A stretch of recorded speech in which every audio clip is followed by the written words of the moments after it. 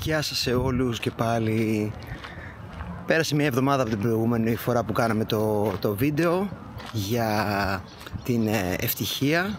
Αυτό το εντελώς αυθόρμητο βίντεο που σας είπα, χωρίς να είναι προγραμματισμένο, ότι η ευτυχία είναι ισούται με τις προσδοκίες που έχουμε, με την πραγματικότητα αν αφαιρέσουμε τις προσδοκίες που έχουμε. Δεν ξέρω πώς σας φάνηκε, αν σας βοήθησε. Αυτή την εβδομάδα, στο τέλος αυτής της εβδομάδας, θέλω να μιλήσω για ένα άλλο θέμα, για το πότε φεύγεις από μια συζήτηση, πότε σταματάς μια συζήτηση, πότε αναγνωρίζεις ότι μια συζήτηση δεν είναι επικοδομητική, οπότε δεν υπάρχει κανένας άλλος λόγος να συνεχίσω να συζητώ με αυτόν τον άνθρωπο. Στο σημερινό βίντεο λοιπόν, αν σας ενδιαφέρει να μείνετε, θα μιλήσουμε για τα παιχνίδια εξουσίας, τι είναι το παιχνίδι εξουσίας, πώς το αναγνωρίζω και τι κάνω για αυτό, ώστε να μπορέσετε να πλοηγηθείτε στην επόμενη συζήτηση που θα βρεθείτε με τον την σύντροφό σας, με τον την φίλο σας. Γενικότερα διέπει κάθε σχέση, ανθρώπινη σχέση, που πολλές φορές πέφτουμε και εμείς σε τέτοιες παγίδες χωρίς να το θέλουμε, δεν το κάνουν μόνο οι άλλοι απέναντι σε εμάς. Οπότε αν σας ενδιαφέρει να μάθετε περισσότερες πληροφορίες για αυτό, για το παιχνίδι εξουσίας, παρακολουθήστε το παρακάτω βίντεο. Προχωράω λοιπόν προς το γνωστό μας παγκάκι που είχαμε και είχα κάτσει και την άλλη φορά. Να σας δείξω λίγο που βρίσκομαι. Βρίσκομαι στο άλσος του Αγίου Φίλιππα. Είναι ένα πάρα πολύ όμορφο άλσος, μικρό αλλά πάρα πολύ όμορφο, για να κάνει κάποιος τη βόλτα του και να έρθει σε μια σύντομη επαφή με τη φύση, αν νιώθει ότι έχει αποκοπεί. Ένα λεπτό, φτάνουμε σε λίγο. Επίσης κάθε βίντεο θα διαρκεί διαφορετικό χρόνο, δεν είναι προκαθορισμένο, οπότε πάρα πολύ ωραία. Μπορεί το συγκεκριμένο να βγει μικρότερο, δεν ξέρω, θα το δούμε. Τι είναι λοιπόν, πότε λοιπόν φεύγεις από μία συζήτηση? Μισό λεπτάκι να ελέγξω ότι όλα είναι καλά. Πολύ ωραία, ότι με έχετε καλά στο κάδρο και μερικές μικρές διορθώσεις. Πάρα πολύ ωραία. Πότε λοιπόν φεύγουμε από μια συζήτηση, βγαίνουμε, λέμε στο συνομιλητή μας, νομίζω ότι δεν είναι επικοδομητικό από εδώ και πέρα να συζητάμε, χρειάζεται να σταματήσουμε για λίγο, να πάρουμε λίγο απόσταση ο ένας από τον άλλον, να συνεχίσουμε την ημέρα μας ενδεχομένως και να επανέλθουμε σε αυτό με καθαρό μυαλό. Είναι ένας λόγος που πρέπει να φεύγουμε από μια συζήτηση, να τη διακόπτουμε, γιατί δεν ωφελεί κανέναν, είναι όταν καταλαβαίνουμε ότι ο συνομιλητής μας, είτε και εμείς οι ίδιοι, έχουμε μπει ή έχει μπει εκείνος σε ένα παιχνίδι εξουσίας. Τι είναι το παιχνίδι εξουσίας? Το παιχνίδι εξουσίας είναι όταν ένας από τους δύο στη συζήτηση προσπαθεί να κερδίσει τον άλλον. Δεν θέλει να μιλήσει για να βρεθεί κάποιο είδους λύση στο οποιοδήποτε πρόβλημα έχει προκύψει, θέλει απλά να κερδίσει τη συζήτηση. Τώρα, πώς το αναγνωρίζω ότι ο συνομιλητής μου έχει μπει σε παιχνίδι εξουσίας, ή πώς αναγνωρίζω και στον ίδιο μου τον εαυτό ότι έχω μπει σε ένα παιχνίδι εξουσίας? Συνήθως το καταλαβαίνουμε από τις εκφράσεις που χρησιμοποιεί ο συνομιλητής μας. Για παράδειγμα, εκφράσεις όπως το νιώθω με αυτόν τον τρόπο, έτσι νιώθω εγώ, άρα είναι και σωστό. Νιώθω λοιπόν. Προτάσεις όπως δεν καταλαβαίνεις τι θέλω να σου πω, που σημαίνει ότι εσύ έχεις το πρόβλημα. Και στις δύο περιπτώσεις, σε αυτά τα δύο παραδείγματα, οι εκφράσεις που χρησιμοποίησα είναι συναισθηματικά φορτισμένες. Δηλαδή, αναγκάζουν τον συνομιλητή να μπει σε μια δυσμενή θέση, και να νιώθει ενοχές γιατί δεν καταλαβαίνει τον άλλον. Δεν με καταλαβαίνεις και από τη στιγμή που έτσι νιώθω είναι και σωστό. Δεν έχει σημασία αν εσύ το νιώθεις το ίδιο, σημασία έχει τι νιώθω εγώ. Θα μου πείτε αν νιώθεις κάτι είναι λάθος. Εξαρτάται. Το νιώθω είναι καθαρά υποκειμενικό. Επειδή νιώθω κάτι δεν σημαίνει ότι είναι 100% σωστό. Το νιώθω, φανταστείτε ότι είναι μια κατάσταση η οποία με προειδοποιεί για κάτι. Είναι σαν να λέμε οδηγώ στο δρόμο και κορνάρω για να μην πεταχτεί το παιδάκι που περπατάει στο πεζοδρόμιο. Το ότι κορνάρω για να μην πεταχτεί το παιδάκι που περπατάει στο πεζοδρόμιο, μπορεί τώρα να μην είναι ακριβώς το παράδειγμα κατανοητό για το συγκεκριμένο ζήτημα του νιώθω, δεν σημαίνει ότι το παιδί πετάχτηκε στο δρόμο και ότι το σκότωσα ήδη. Ωραία. Δεν έχει γίνει καν το γεγονός, απλά είναι η κόρνα είναι κάτι προειδοποιητική, ίσως να ταιριάζει. Αυτό που νιώθω είναι κάτι προειδοποιητικό για μια κατάσταση που ενδεχομένως να συμβεί. Είναι κάτι προειδοποιητικό. Άρα δεν χρειάζεται επειδή νιώθω κάτι, επειδή κορνάρω, να παθιάζομαι με αυτό και να πιάσω το παιδί και να του πω άμα δεν κόρναρα θα είχες πεταχτεί τώρα στο δρόμο και θα σε είχα σκοτώσει. Μπορεί να μην είχε συμβεί όλο αυτό. Έτσι κι αλλιώς. Είτε κορνάρω είτε δεν κορνάρω. Εγώ ένιωσα ότι έπρεπε να κορνάρω. Ένιωσα. Ξανά. Δεν σημαίνει ότι αυτό αποδεικνύει το τι ένιωσα, αποδεικνύει και την έκβαση του γεγονότος. Πολλές φορές λοιπόν πράγματα που νιώθουμε δεν σημαίνει ότι είναι και ακριβώς έτσι όπως τα νιώθουμε. Ιδιαίτερα στην εποχή μας που δίνεται συνεχόμενα έμφαση, άκου τα συναισθήματά σου, άκου τι νιώθεις, συνέχεια νιώθεις, δεν σε καταλαβαίνουν οι άλλοι, πρέπει να νιώθεις. Μας έχει γίνει σαν μια πλήση εγκεφάλου ότι ό,τι νιώθω είναι και σωστό.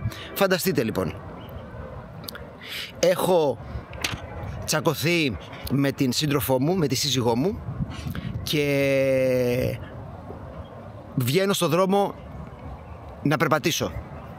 Είναι ήδη το πρόσωπό μου κάπως θλιμμένο από τον καυγά που είχα και όλους τους ανθρώπους που αντικρίζω στο δρόμο με κοιτούν και επειδή δεν βλέπουν έναν άνθρωπο ευδιάθετο, βλέπουν έναν άνθρωπο λυπημένο και εκείνοι έχουν από ουδέτερο πρόσωπο και ίσως κάποιοι ταυτίζονται με μένα και λυπούνται και οι ίδιοι.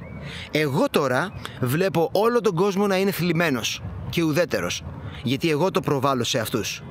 Και αυτό που νιώθω είναι ότι οι άλλοι έχουν κάτι μαζί μου.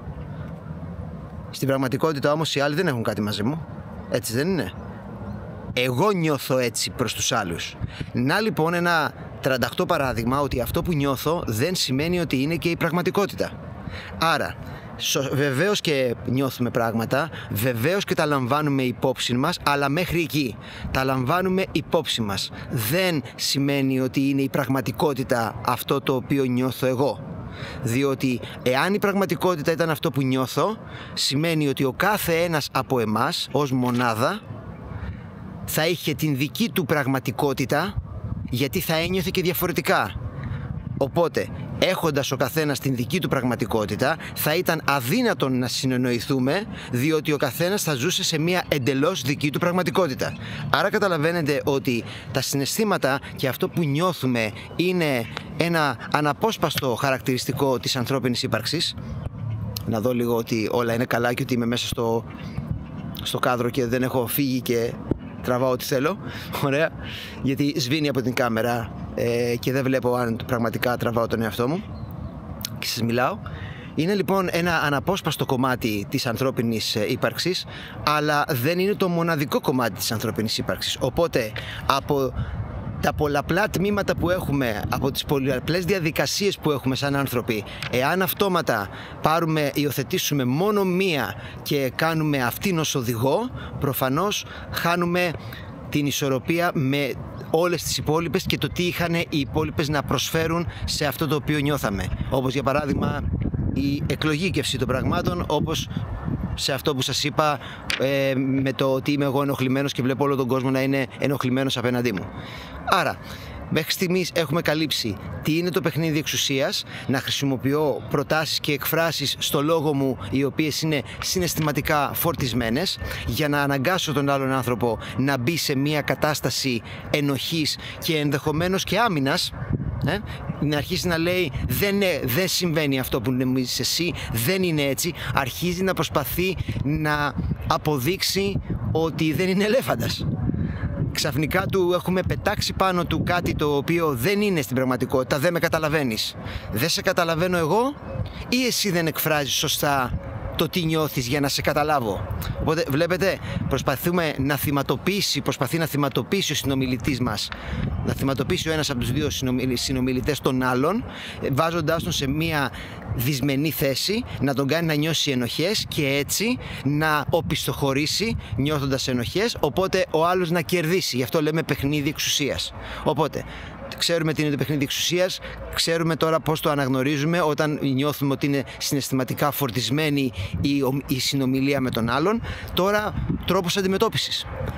Πώς αντιμετωπίζουμε έναν συνομιλητή ο οποίος μπαίνει σε αυτό το παιχνίδι εξουσίας, ή πώς καταλαβαίνουμε και εμείς πώς λύνουμε και στον εαυτό μας.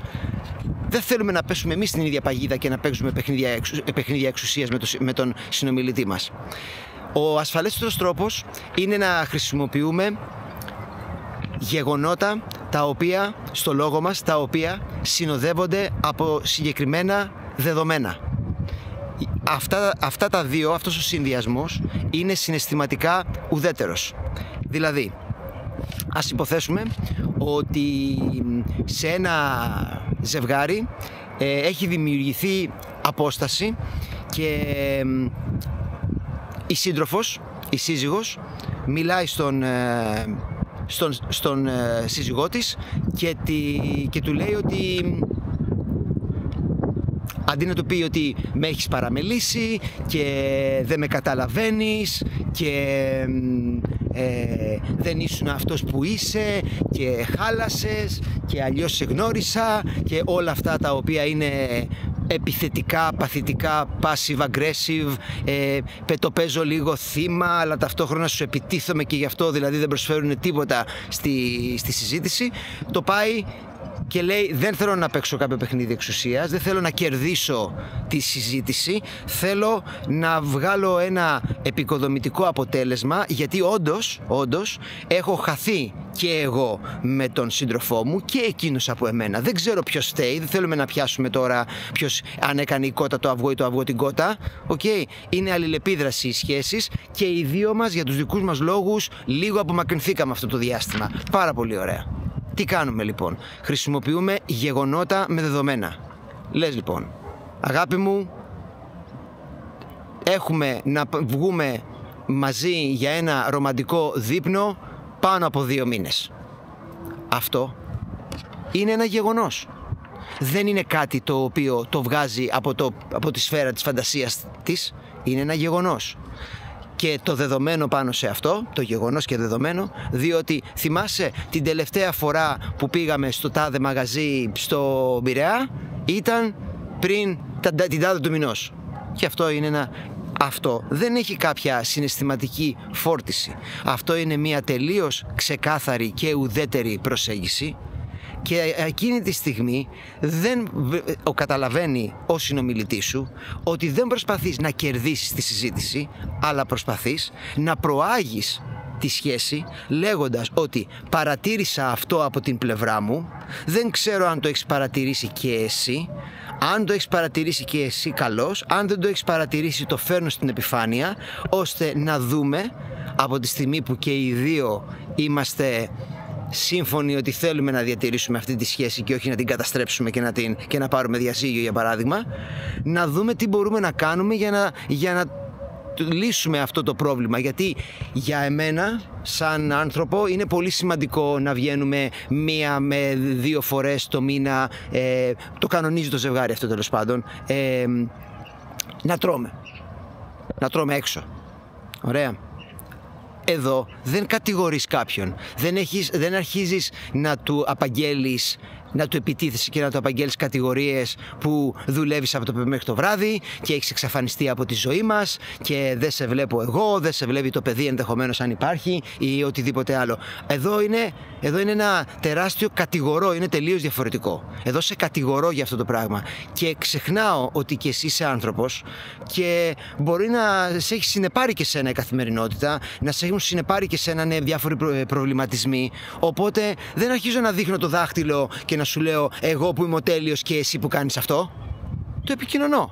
Επικοινωνώ όμως από ένα επίπεδο, από ένα πλαίσιο που σου δείχνω ότι βάζω κάτι πιο πάνω από εμένα. Τι είναι αυτό που βάζω πιο πάνω από εμένα? Βάζω τη σχέση μας πιο πάνω από εμένα. Δηλαδή θέλω να λύσουμε το ζήτημα με τις εξόδους και τις βόλτες, γιατί για μένα είναι αναγκαίες και με κάνουν να νιώθω καλύτερα, οπότε μετά μπορεί να είμαι πιο στη σχέση, να εμπλέκομαι περισσότερο, να είμαι 100% στη σχέση. Ωραία. Να μην είμαι συνέχεια προβληματισμένη, να μην με βλέπεις στεναχωρημένη, το οτιδήποτε. Okay? Άρα σου εκφράζω τις ανάγκες που έχω σαν άνθρωπος για να είμαι καλά. Περιμένω από εσένα αντίστοιχα να μου εκφράσεις τις δικές σου ανάγκες για να είσαι εσύ καλά. Σωστά? Γιατί πρέπει τώρα να είμαι και έτοιμος να δεχθώ και τις δικές σου ανάγκες. Και εγώ, μωρό μου, ωραία, πάρα πολύ ωραία, έχω ανάγκη θα θίξω ένα θέμα το οποίο είναι πολύ δύσκολο και ταμπού για την ελληνική, για τα ζευγάρια γενικότερα, και εγώ σαν άντρας, αγάπη μου, έχω την ανάγκη να κάνω τόσες φορές την εβδομάδα έρωτα μαζί σου. Γιατί όλοι λένε και εγώ θέλω να βγαίνω με τους φίλους μου για να πίνω μπύρες και ξέρετε, είναι όλα αυτά τα γύρω και δεν λέω αυτό που πραγματικά είναι που μου λείπει. Και μετά βγαίνω για μπύρες με τους φίλους μου και λέω άσε ρε εσύ, και όλο μέσα στα νεύρα είναι και όλο θλιμμένοι είναι και έχουμε να κάνουμε και έρωτα 2 εβδομάδες και μία είναι το ένα, μία είναι το άλλο, και εκείνη μετά βγαίνει με τις φίλες της και λέει που δεν με καταλαβαίνει και τι του ζήτησα και που δουλεύει από το πρωί μέχρι το βράδυ και μετά θέλει για να αποσυμπιεστεί να βγει με τους φίλους του. Τι σημαίνουν όλα αυτά? Κακή επικοινωνία. Πώς έχει προέλθει η κακή επικοινωνία? Η κακή επικοινωνία έχει προέλθει διότι όταν πάνε να συζητήσουν σαν ζευγάρι, αντί να παραδεχθούν ποιες είναι οι ανάγκες ο ένας για τον άλλον, τι χρειάζονται, και να είναι σε θέση να καλύψουν τις ανάγκες ή να βρούνε τέλος πάντων μια ρεαλιστική μέση οδό για τις ανάγκες του καθενός. Μπορεί για παράδειγμα 2 με 3 φορές έξοδο το μήνα να είναι πάνω από το οικονομικό πλαίσιο του ζευγαριού, της οικογένειας, αλλά κάπου πρέπει να καταλήξουν. Σίγουρα μπορεί να μην είναι 2-3, αλλά σίγουρα δεν είναι και καμία. Σίγουρα δεν είναι και 1 φορά το χρόνο. Πρέπει να το βρούνε αυτό. Μπορεί να μην είναι σαν άντρες, μπορεί να θέλουμε πολύ συχνά να κάνουμε έρωτα με τις γυναίκες μας για παράδειγμα, και μπορεί να μην είναι κάθε μέρα, αλλά μπορεί να αλλά ταυτόχρονα δεν είναι και 1 φορά στις 2 εβδομάδες. Δεν είναι 1 φορά το μήνα. Πρέπει να υπάρξει μια σύμπνοια, το τι σημαίνει ότι αυτές είναι οι ανάγκες που έχω και τις λέω σε σένα. Δεν χρησιμοποιώ παιχνίδια εξουσίας, δεν θέλω να κερδίσω, δεν θέλω να βγω από πάνω, δεν θέλω να δείξω ότι εγώ είμαι καλύτερος, εξυπνότερος, αλλά θέλω να κρατήσουμε τη σχέση μας, θέλω να την κάνω να γίνει καλύτερη. Έτσι λοιπόν αντιμετωπίζω το παιχνίδι εξουσίας, έτσι μπορώ να το επικοινωνήσω στο σύντροφό μου, να επικοινωνήσω ότι κοίταξε να δεις, η συζήτηση που αυτή τη στιγμή έχουμε εμπλακεί δεν έχει δεν θα καταλήξει σε κάποιο επικοδομητικό αποτέλεσμα για εμάς τους δύο, για τη σχέση μας, για το παιδί μας, για την οικογένειά μας. Απλά το μόνο που κάνουμε αυτή τη στιγμή είναι να προάγουμε ο καθένας την δύναμη του εγκεφάλου του, πόσο πολύ καλά χειριζόμαστε το λόγο, πόσο αν θέλετε καλοί δικηγόροι είμαστε για να υπερασπιστούμε τον εαυτό μας, αλλά όταν κατευθείαν γίνουμε δικηγόροι ο ένας εναντίον του αλλού, σημαίνει ότι βρισκόμαστε ήδη σε ένα δικαστήριο, σε μία μάχη, και προσπαθούμε να κερδίσουμε κάτι ο ένας από τον άλλον. με αποτέλεσμα, αν θέλω να κερδίσω κάτι εγώ από τη σύντροφό μου για τον εαυτό μου, κοιτάω τον εαυτό μου, είμαι αρκετά εγωπαθής, δεν κοιτάω το κοινό καλό, και άρα ποιος χάνει? Δεν χάνει η σύντροφός μου, χάνει η σχέση. Άρα τελικά, νομίζοντας ότι κερδίζω σαν Δημήτρης, τελικά έχω χάσει σαν Δημήτρης, διότι έχω χάσει τη σχέση μου μαζί της. Αυτό λοιπόν είναι το παιχνίδι εξουσίας. Αυτός είναι ένας τρόπος για να το καταλαβαίνουμε και να σταματάμε και εμείς τον ίδιο μας τον εαυτό όταν έχουμε μπει σε κάτι τέτοιο. Δεν είναι καθόλου παραγωγικό ούτε για τον ίδιο μας τον εαυτό, δεν είναι καθόλου παραγωγικό για τον άλλον και σε καμία περίπτωση δεν είναι παραγωγικό για την ίδια τη σχέση. Σε καμία περίπτωση. Το μόνο είναι που θα οδηγήσει σε περισσότερη αποξένωση, θα οδηγήσει στο να λες στην πραγματικότητα, να αρχίζεις να παραπονιέσαι και να γίνεσαι θύμα των καταστάσεων και να πηγαίνεις να κλαίγεσαι σε εισαγωγικά εσύ στους φίλους σου, εκείνη στις φίλες της, και να μεγαλώνει ακόμα περισσότερο το χάσμα ανάμεσά σας. Και αν θέλει κάποιος να πραγματικά να έχει μια καλή σχέση με τον σύντροφό του και με τον εαυτό του, χρειάζεται να αντιμετωπίσει όλα αυτά τα αρκετά δύσκολα πράγματα γενικότερα για την ανθρώπινη ψυχή και να φύγει από το ρόλο του θύματος και τι μου κάνεις και με κάνεις να νιώθω έτσι, και να μιλήσει με γεγονότα και με πράγματα τα οποία μπορούν πραγματικά να βοηθήσουν τη σχέση. Ελπίζω να σας βοήθησα λίγο με τις σημερινές μου σκέψεις. Για το βίντεο μου ήρθε στο νου μου και από προσωπικές μου εμπειρίες με ανθρώπους, αλλά ταυτόχρονα βλέπω και πολλές φορές όταν κάνω βόλτα, βλέπω και ανθρώπους και περπατάω, βλέπω ανθρώπους να τσακώνονται και να φωνάζουν ένας στον άλλον και να χρησιμοποιούν τέτοιου είδους εκφράσεις συναισθηματικά φορτισμένες. Οπότε θεώρησα ότι πρέπει να το συζητήσουμε λίγο αυτό. Αν πιστεύετε ότι ήταν ένα βίντεο που σας βοήθησε, μην διστάσετε να το μοιραστείτε, μήπως και με το δικό σας κύκλο, μήπως βοηθηθεί και κάποιος άλλος.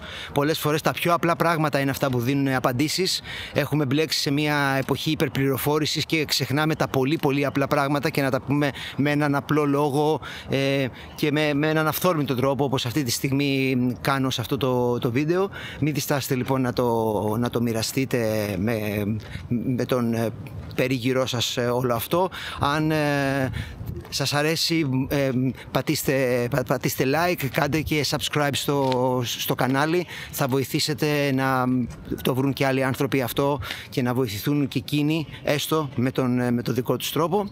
Σας ευχαριστώ πάρα πολύ. Να έχετε ένα πολύ όμορφο Σαββατοκύριακο και ένα πολύ όμορφο τριήμερο του Αγίου Πνεύματος τη Δευτέρα. Να περάσετε καλά ό,τι και αν κάνετε. Σας αφήνω με αυτήν εδώ τη θέα πίσω μου. Πιστεύω να την βλέπετε. Μισό λεπτό να κοιτάξω και το κάδρο. Ωραία, είναι όλο αυτό βλέπω. Και θα τα πούμε με ένα... εννοείται μπορείτε στα comments να γράψετε ό,τι θέλετε για κάποιο θέμα που ενδεχομένως να θέλετε να μιλήσω για αυτό. Είμαι ανοιχτός σε προτάσεις. Σας ευχαριστώ πάρα πολύ. Στο επανειδήν, καλή συνέχεια.